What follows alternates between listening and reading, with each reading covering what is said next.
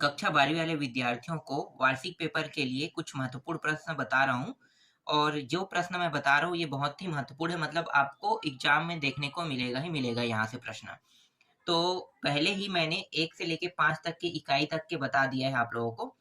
जो बाकी है उसको मैं आपको इस वीडियो में बताने वाला हूँ। तो चलो देख लेते हैं। इकाई 6 जो है, नाम क्या है? मुद्रा और बैंकिंग।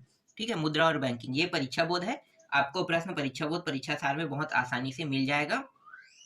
आप इसे ढूंढ सकते हो। जिनके पास गाइड है, गाइड में भी बड़े प्रश्न आसानी से मिल जाते हैं। तो मैं आपको 4 और 6 नंबर के प्रश्न बता रहा हूँ। छोटे प्रश्न जो है इसमें दिया है, उनमें से सभी प्रश्नों को आप लोगों को पढ़ लेना है। छोटे प्रश्न, बड़े प्रश्न सिर्फ जो आपको बताया जा रहा है सिर्फ उनको ही तैयारी करना है। तो इकाई 6 है मुद्रा और बैंकिंग। अब मैं पहले आपको इकाई 6 के ब्लूप्रिंट को दिखा देता हूँ ना।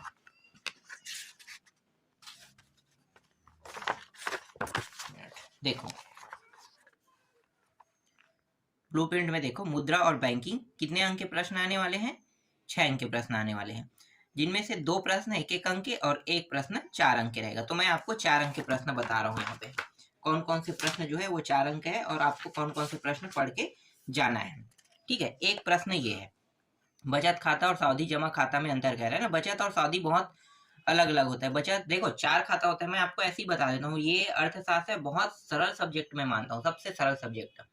सबसे सरल सब्जेक्ट अर्थशास्त्र, क्योंकि ये पूरा का पूरा ना बैंकिंग से संबंधित है। बाकी कह सकते हो कि हम जो अपना प्रक्रिया करते हैं ना उससे संबंधित है। तो एक होता है बचत खाता, एक होता है चालू खाता, एक होता है सावधि जमा खाता और एक होता है आवर्ती जमा खाता, है ना। अब इसमें सबसे ज्यादा ब्याज कौन सा देता है और सबसे कम कौन देता है? सबसे कम ब्याज देता है चालू खाता। चालू खाता सबसे कम ब्याज देता है। उसके बाद दूसरा बचत खाता। अगर आपके पास बैंक अकाउंट होगा तो आपके पास बचत खाता ही है। ठीक है, आपके पास अगर बैंक अकाउंट है तो वो बैंक अकाउंट जो है वो बचत खाता का बैंक अकाउंट है। सभी के पास बचत खाता का ही बैंक अकाउंट होता है।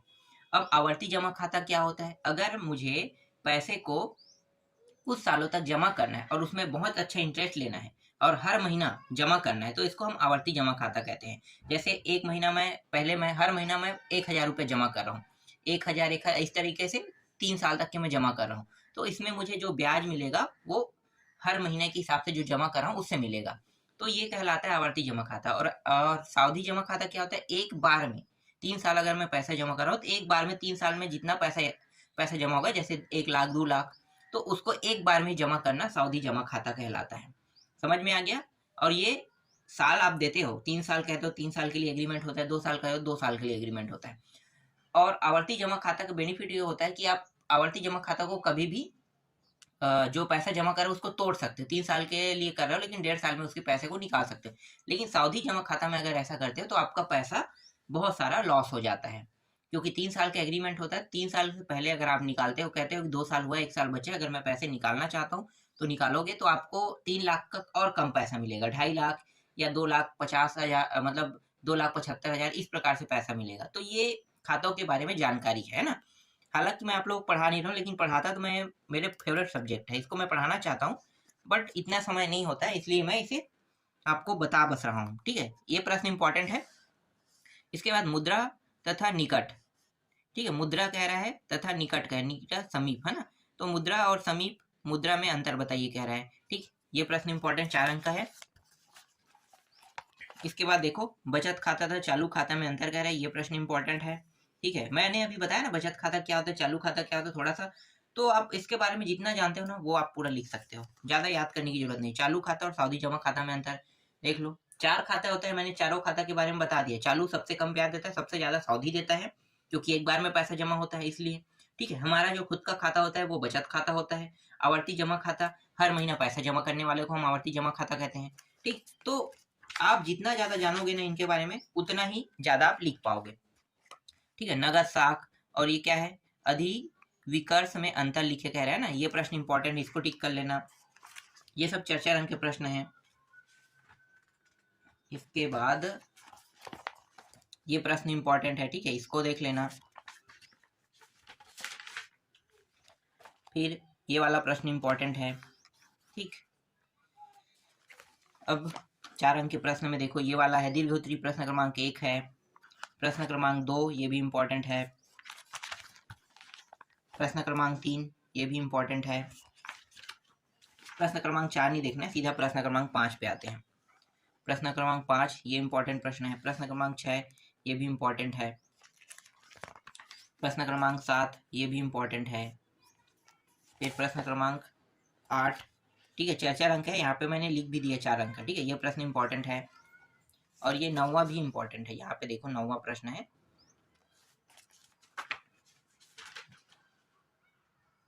दसवां नहीं पढ़ना है, ठीक है, 11वां देख लेते हैं। ये 11वां प्रश्न, ठीक है, 4 अंक लिखा हुआ है, ये प्रश्न इम्पोर्टेंट है। और ये 12वां प्रश्न, ये इम्पोर्टेंट है। इन्हीं में से आपको एक प्रश्न देखने को मिलेगा 4 अंक में, ठीक है। अब 4 अंक में हालांकि 2 प्रश्न आएगा, एक अथवा में आएगा, तो मैं अथवा की गारंटी नहीं देता हूँ, लेकिन एक प्रश्न की गारंटी देता हूँ जो आपको देखने को मिलेगा, ठीक है। दोनों प्रश्न, मैं ये नहीं कहूंगा कि दोनों प्रश्न फंसेगा, मैं एक प्रश्न को फंसने के लिए दे रहा हूँ आपको, ठीक है, और वही एक प्रश्न यहाँ इनमें से कोई एक रहेगा। फिर इकाई 7 रोजगार व आय निर्धारण, ठीक है, इकाई 7 में है रोजगार व आय निर्धारण। तो मैं आपको पहले ब्लूप्रिंट दिखा देता हूँ, इससे कितने अंक के प्रश्न आने वाले। देखो 12 अंक के प्रश्न आएगा, 2 प्रश्न 3 अंक के और 1 प्रश्न 6 अंक के आएगा। तो चलो 6 अंक के कौन कौन से प्रश्न है वो मैं आपको बता देता हूँ। देखो 6 अंक में एक प्रश्न ये है, ठीक है, ये 2 नामों से जाना जाता है। तो ये प्रश्न देखना, सीमांत उपभोग प्रवृत्ति किसे कहते हैं, ठीक है, ये प्रश्न हो गया 6 अंक का। फिर 6 अंक में ये प्रश्न है 6 अंक का, ठीक है। दूसरा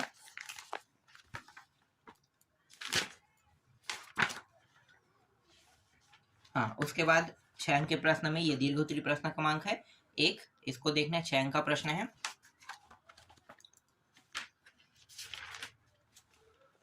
तीसरा प्रश्न 6 अंक के प्रश्न है। चौथा 6 अंक का प्रश्न है।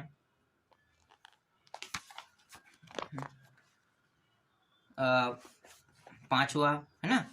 इसके बाद ये 6वां प्रश्न, ये 7वां प्रश्न,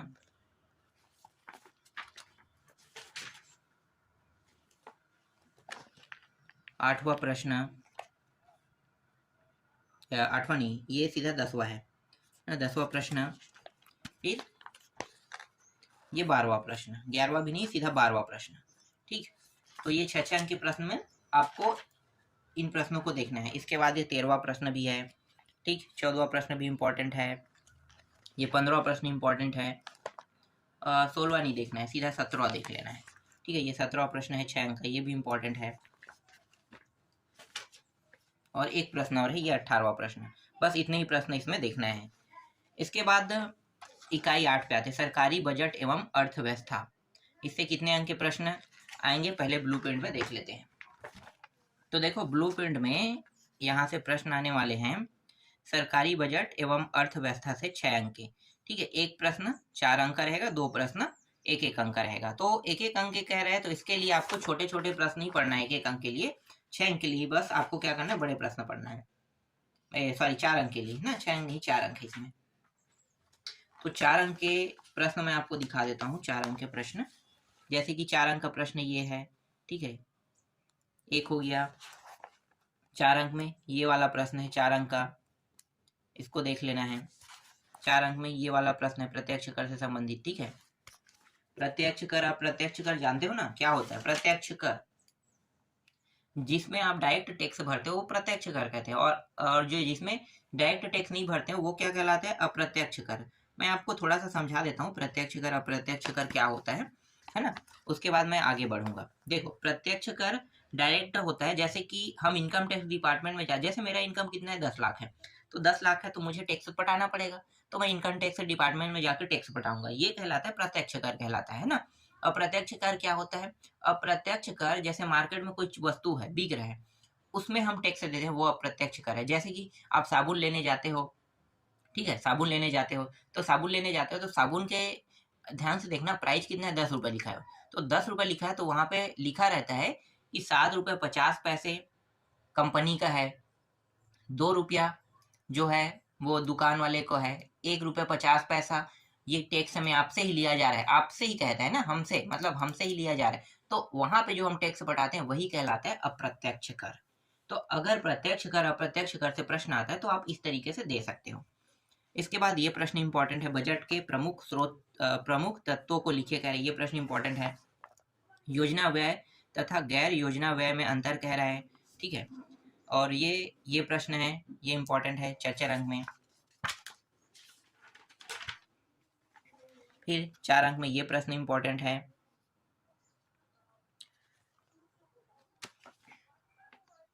फिर जीएसटी टैक्स वाला एक प्रश्न देख लेना, ठीक है। जीएसटी मैं ले लेता हूं, ये है जीएसटी वाला, ठीक है। जीएसटी संबंधित प्रश्न है, इसको मैं इंपॉर्टेंट के तौर पे ले रहा हूँ। और इसके बाद दीर्घ उत्तरी में ये प्रश्न है, सरकारी बजट के उद्देश्यों को लिखिए। अगर 2 बार आया होगा तो 1 बार ही पढ़ना है, ठीक है। ये प्रश्न, इसके बाद ये वाला प्रश्न इंपॉर्टेंट है, ठीक है, देख लो। फिर प्रत्यक्ष कर अप्रत्यक्ष कर में अंतर, मैंने अभी आपको समझाया ना, जितना जानते हो ना उतना लिख सकते हो। प्रत्यक्ष कर क्या होता है यहाँ पे पूरा लिखा है, जो बता रहा हूँ वैसे ही आप लिख सकते हो। प्रत्यक्ष कर अप्रत्यक्ष कर में अगर अंतर पूछा जाता है तो फिर ये प्रश्न है इंपॉर्टेंट 4 अंक में। फिर 4 अंक में ये है, राज्य सरकार के कर स्रोतों को लिखिए कह रहा है, ठीक है। कहाँ से मिलता है राज्य सरकार को, ये भी बहुत सरल प्रश्न है। बजट की प्रमुख विशेषताएं लिखिए कह रहा है। बजट की आवश्यकता क्यों होती है, ये इंपॉर्टेंट है। और एक ये है, ठीक है, अंतिम है। इसके बाद लास्ट इकाई देख लेते हैं, इकाई 9 अदायगी संतुलन, ठीक है। तो इससे ब्लूप्रिंट के हिसाब से कितने अंक के प्रश्न आने वाले हैं एग्जाम में देख लेते हैं। देखो 2 प्रश्न 1-1 अंक के आएगा और 1 प्रश्न 4 अंक के, है ना। तो 4 और 2 6 अंक के प्रश्न आएगा। तो हम 4-4 अंक के प्रश्नों को देख रहे हैं। देखो 4 अंक के प्रश्न में ये प्रश्न इंपॉर्टेंट है, खुली अर्थव्यवस्था तथा बंद अर्थव्यवस्था में क्या अंतर है, ठीक है। ये प्रश्न इंपॉर्टेंट है। और ये वाला प्रश्न इंपॉर्टेंट है। इसके बाद चालू खातों की मदों की विशेषताएं लिखिए कह रहा है, ठीक है। ये इंपॉर्टेंट है। पूंजी खाते की मदों की विशेषताएं लिखिए कह रहा है, ये है, ठीक है। इसके बाद ये दीर्घ उत्तरी से पहला प्रश्न देख लो, ये दूसरा प्रश्न, ठीक है। ये प्रश्न भी है इंपॉर्टेंट। तीसरा प्रश्न भी इंपॉर्टेंट है, चौथा भी इंपॉर्टेंट है। और 5वां नहीं देखना है, सीधा 6वां देखो, ये 6वां इंपॉर्टेंट है यहाँ पे, है ना। 7वां प्रश्न भुगतान शेष वाला। फिर 8वां भी इंपॉर्टेंट है यहाँ पे, 8वां प्रश्न देख लो, ये रहा। 9वां प्रश्न, ये इंपॉर्टेंट है।